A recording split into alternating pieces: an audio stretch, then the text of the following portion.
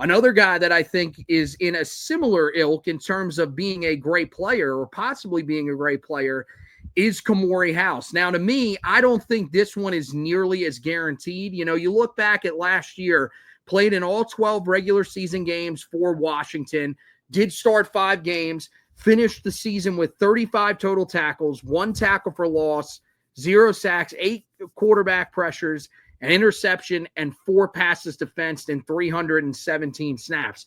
So once again, not a full-time starter. We saw this a lot with the defensive line. So you're asking him to become a full-time starter for you.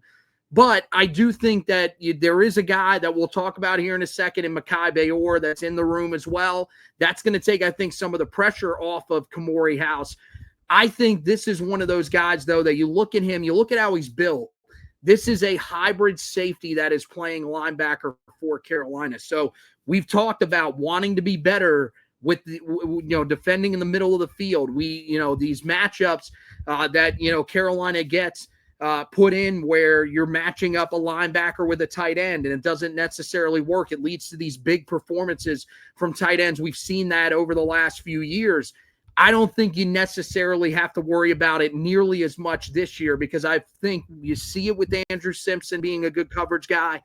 That's exactly what Khmori House is. Biggest question for him is he going to be able to handle the physicality of being an in-the-box linebacker at the size that he is? Yeah, I think the initial excitement around him is the fact that he's comfortable in this scheme because he's played in it, is going to know his role, knows what's being asked of him. And, I think it was probably communicated to him upon transferring over. We got to get your body in a much better position, much better shape than it was a year ago at Washington. I was listening to some of the stuff Inside Carolina was doing about just some training camp. And one of the things that they said that's noticeable is that this team looks bigger, faster. They look stronger. They look the part when they get off the bus. They'll look like a team that's ready to go play and compete at a high level. I think this is a guy that probably is one of the guys that they didn't name the names of, but has maybe transformed his body in a way that we did not see at Washington, because that's what's going to be demanded when you're making the transition from role player to starter and a guy that's going to be on the field. You'd imagine, 85, 90% of the defensive snaps from game to game, week to week throughout the entire of the season. His ability to be a quality defender in coverage is the greatest attribute that he has. I don't think that was an accident. I think that was something that Belichick identified when he got here of what needed to improve for Carolina defensively. It was to have guys and that linebacker spot that could do their own and pass cover, just the way that they get put in conflict now in this open spread era offense of college football. Does he have to become better in the run game, able to hold up? I think absolutely. But if he can be a guy that can hold his own when he gets matched up across the middle of the field, get some of those tight ends that he'll have to face against every week, I think that'll go a long way. And that'll be a welcome change for Carolina, because quite simply, they haven't been very good in that department. So he's not as complete a player as Andrew Simpson was and is. I think those two combined, though, really have this linebacker room in as good a spot as I think you could have hoped for it to be, losing Power Echols, losing Amari Campbell to the transfer portal. So we'll have to see how this unit all plays out. But I think this unit is poised to take a step in the right direction and the position be talked about in a much better way, because to hear people talk about Carolina's linebackers last handful of years, they wouldn't think that these guys were good football players because they were on a bad defense. No, Carolina had great linebackers just on a bad defense. Mm-hmm. And a lot of it was because their front four couldn't get off blocks. Their front four was getting pushed into them, in the run game, and they couldn't open pass protection.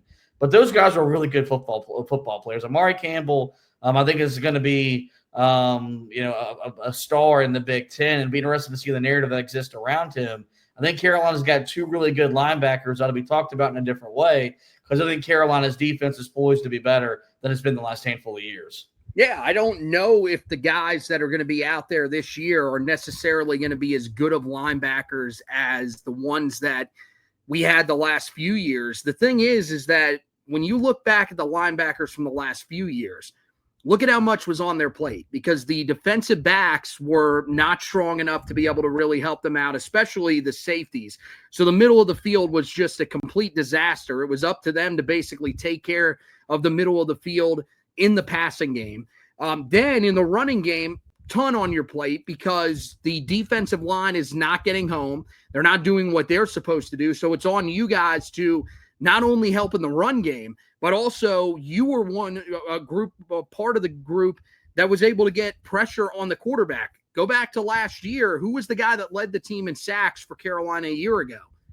That would be Amari Campbell. Just can't happen. So I think you're hoping that this year's group isn't going to need that much responsibility because the defensive line is going to be better. I don't know if that is necessarily going to be the case, but who knows? I mean, maybe these linebackers are being talked about in that same light as the previous linebackers. I hope they're not, but I hope it's because they don't need to do nearly as much as they've had to do in years past. When it comes to Khmori House specifically, the one thing that I do like about him is that you mentioned that he was a part of this system back at Washington. He seems to be a guy that is taking a little bit of a leadership role, even as a young guy. That's one of the things that I've heard coming out of camp, is that he's been a guy that's really standing out as a leader, really is demanding a lot from certain players. I think this is one of those guys that, because he was in the system last year, he played as much as he did, he feels like he needs to have a voice in that room. And so, yeah, I'm a little worried at 6 foot, 215 pounds, although, he is, at 6 foot, 215, it's a little bit different than being 6'3", 215. Your body is a little bit wider because that's how you're packing the weight on. So I think this could still work for him this year. I just want to see how good of a run defender is he, because I feel like he's more of that guy that's going to be a strength for you in coverage, but might be exposed at times when some of these offensive linemen are able to climb to the second level. Is he able to get off blocks consistently and make tackles?